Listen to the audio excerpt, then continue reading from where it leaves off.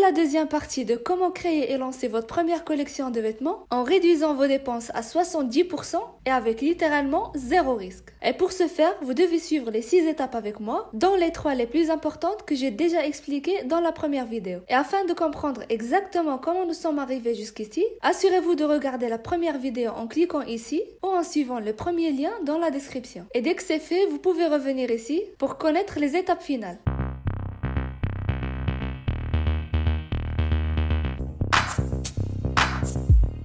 Mais avant de passer à la 4e étape, une chose que j'ai oublié de mentionner, c'est que l'échantillon doit être dans la taille de référence de votre marque. Et si vous en commandez plus qu'un seul, puisqu'on a déjà proposé de demander 3 à la fois, assurez-vous de les commander tous dans une seule taille, qui est la taille de référence. Parce que nous en aurons besoin juste après. Et si vous ne savez pas exactement quelle est la taille de référence de votre marque, je vous mettais le lien pour une vidéo que j'ai fait spécialement pour ça, vous pouvez le regarder ici. Donc vous avez bien reçu votre prototype, les modifications sont bien effectuées, et voilà le prototype final est bien validé.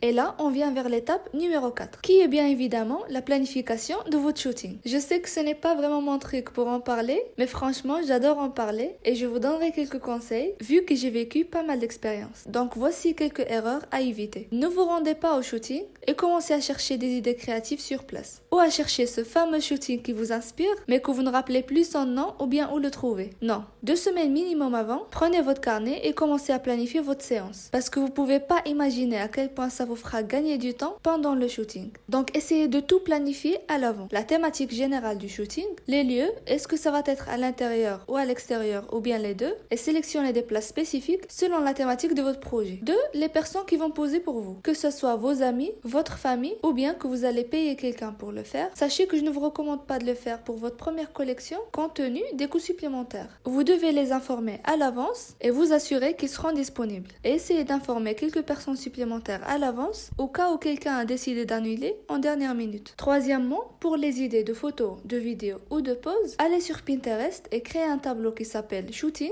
puis créez des sous-tableaux et nommez-les avec les endroits où vous allez faire la séance. Puis commencez à chercher des shootings d'inspiration pour les idées d'images, de vidéos ou de poses et enregistrez-les chacune dans le sous-tableau spécifique pour que le jour de la séance, vous scrollez pas en haut et en bas parce que vous ne savez pas quelle pose faire ensuite. Et essayez d'enregistrer autant que possible d'inspiration. Parce que dans la plupart du temps, la majorité des poses ne fonctionnent pas d'une raison ou d'autre. Je sais pas pourquoi, mais bon, ça ne marche pas. Donc soyez prêts. Mon 4e conseil, c'est de faire en sorte que quelqu'un de vos amis vous prenne en photo et en vidéo pendant que vous faites le shooting. Parce que dans cette stratégie, nous aurons besoin d'une variété de contenus et surtout des behind the scenes. La 5e étape de notre procédure, c'est la mise en place de notre tunnel. Pour qu'on puisse promouvoir notre campagne de pré-lancement, nous devons collecter les adresses mail des personnes intéressées afin de les encourager de plus en plus à mesure que le lancement approche, et il y a simplement 2 manières pour le faire. 1. Vous créez un site web et vous mettez en place une newsletter ou une page où vos clients potentiels peuvent mettre leur adresse mail tout en promouvant votre collection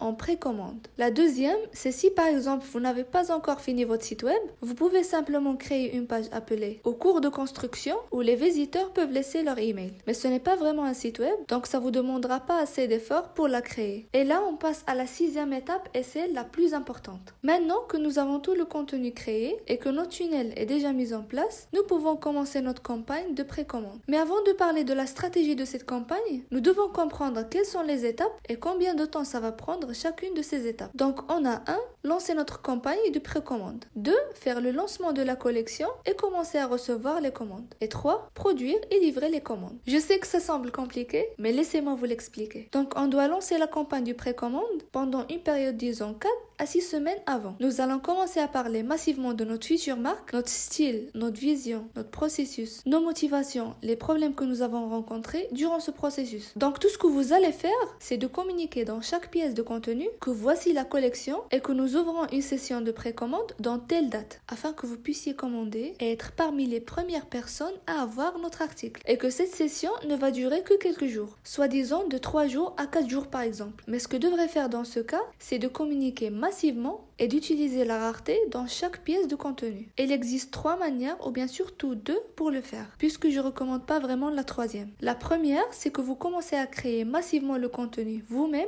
et commencez à atteindre les gens d'une manière organique. Et je pense que c'est la meilleure et en même temps la plus difficile façon pour le faire. Parce que vous devez publier un contenu de haute performance chaque jour. 2. Faire appel à un ou plusieurs influenceurs pour qu'ils les fassent pour vous. Et la troisième, c'est les publicités et les annonces, que je ne recommande absolument pas au début, vu que vous venez de commencer, donc vous n'avez pas encore de la crédibilité. Voilà, donc vous allez commencer à publier quelques temps avant le lancement de la précommande. Vous indiquez dans chaque vidéo la date de la session de précommande et qui va durer que quelques jours. Vous les envoyez vers votre page de site web pour qu'ils puissent vous laisser leur adresse mail. Et je vous dirai pourquoi. Et une fois qu'il reste, disons, 3 ou 2 jours avant de l'ouverture de la session de précommande, vous commencez à envoyer des emails à ces personnes-là pour leur rappeler de la date et utiliser davantage la rareté. C'est-à-dire, on va arrêter après atteindre les premiers 50 ou quelque chose comme ça. Et je propose que quelques heures avant le lancement de la session, leur envoyer à chaque fois des emails comme il reste 2 heures, il reste 1 heure, 30 minutes pour les pousser de plus en plus à cliquer sur ce bouton et commander. Une fois qu'ils auront le bouton, commandez maintenant. Et une chose importante à mentionner, c'est que dans votre site web, la première chose que votre client doit voir, c'est que cette collection est en précommande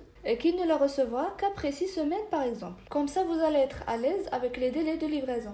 Et autre chose que vous pouvez faire pour éviter toute annulation, c'est que juste après que le client a passé la commande, vous lui enverrez un autre email lui confirmant qu'il s'agit en fait de la précommande et de le rappeler du délai de livraison afin d'éviter toute annulation potentielle que vous pourriez avoir comme quoi il ne connaissait pas qu'il s'agit bien de la précommande. Et une fois que vous collectez l'argent des commandes, vous passez la commande de la production et vous continuez bien sûr votre communication car ce que nous voulons c'est d'utiliser le bénéfice que nous avons fait lors de notre première commande et les feedbacks des clients satisfaits de notre première commande et de commencer une deuxième fois une petite quantité mais cette fois-ci un petit stock. Et en faisant ça, nous allons commander la deuxième fois sans besoin d'utiliser notre propre argent. Mais pour faire ça, vous devez vous assurer que votre processus de développement est optimisé afin que vous puissiez utiliser votre prototype pendant tout le processus et pour cela, vous devez regarder cette vidéo pour savoir en détail comment créer votre premier prototype étape par étape. Je vous attends là-bas et lançons votre collection.